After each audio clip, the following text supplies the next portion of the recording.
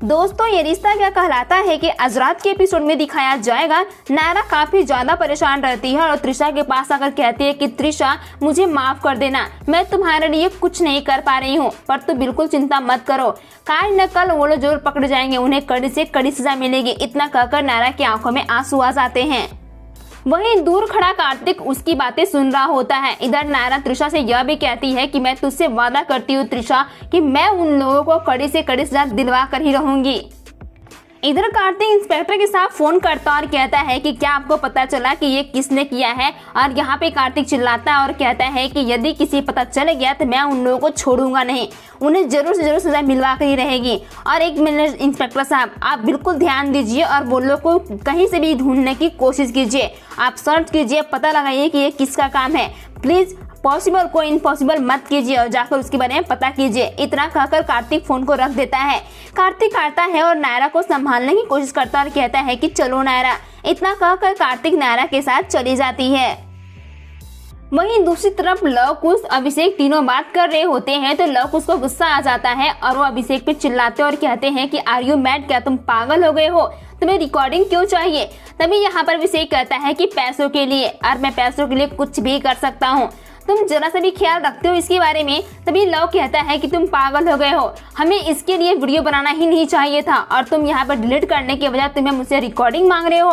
पर अभिषेक यहाँ पे कहता है कि नहीं, यदि तुम लोगों ने मुझे वो रिकॉर्डिंग नहीं दी तो मैं यह बात सभी घर वालों सामने जाकर कह दूंगा। लव को सुनते ही वो लोग डर जाते हैं और कहते हैं कि हमें तुम्हारी बातों पर बिल्कुल यकीन ही नहीं है।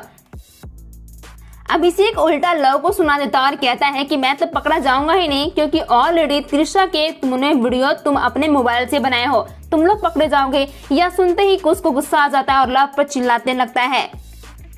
यहाँ पे लव कहता है कि मैं वो तुम्हें रिकॉर्डिंग नहीं दूंगा। अभिषेक कहता है कि तुम्हें तो देना ही पड़ेगा। लव कहता है कि क्या तुम मुझे ब्लैकमेल कर रहे हो। अभिषेक कहता है कि तुम कुछ भी समझो, या तो मुझे वो रिकॉर्डिंग दे दो या फिर 10 लाख रुपए दे दो। यह सुनकर लव उसके होश उड़ जाते हैं।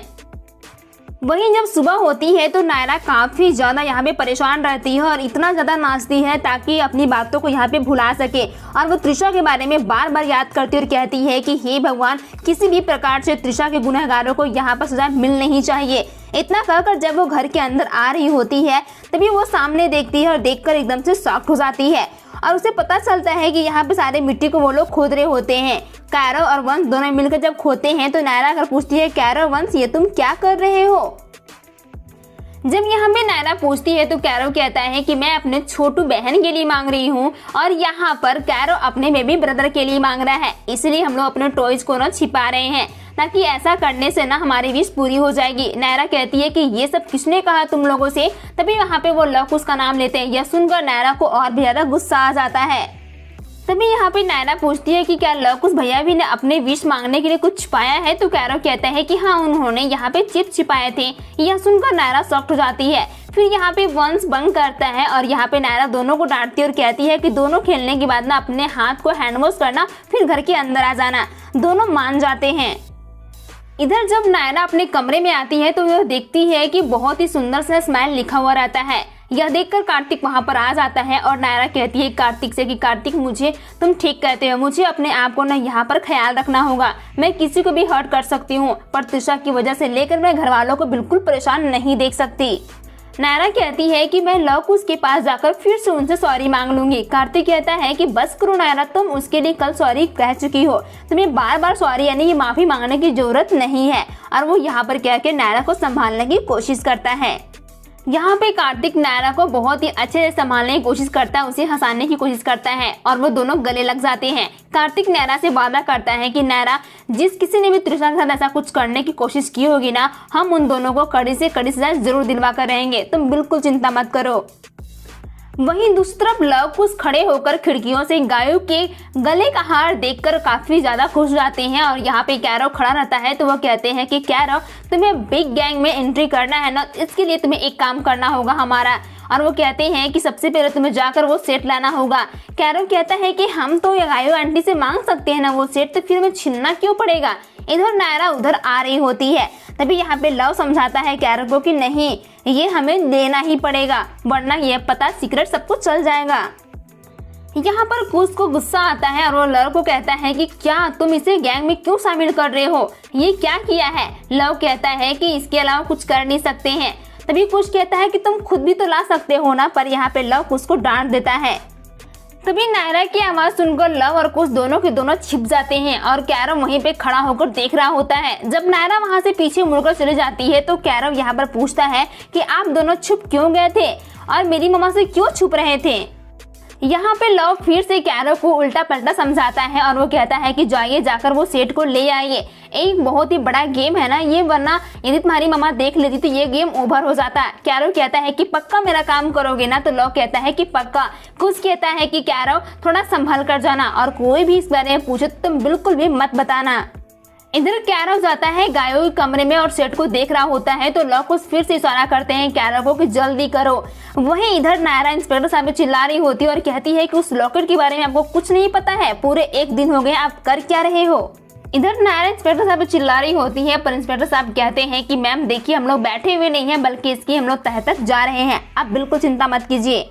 वहीं इधर गायू समर दोनों परेशान रहते हैं और कहते हैं कि पता न जाने ज्वेलरी बॉक्स कहाँ चली गई। इधर नायरा देखकर इग्नोर कर देती है और जब देखती है कि कैरव अपने सारे सामान को बिखरे पड़ा है तभी नायरा कहती है कि ये कैरव भी ना काफी ज्यादा बदमाश होते जा रहा है, गोवा में तो वो खुद से कर लेता था।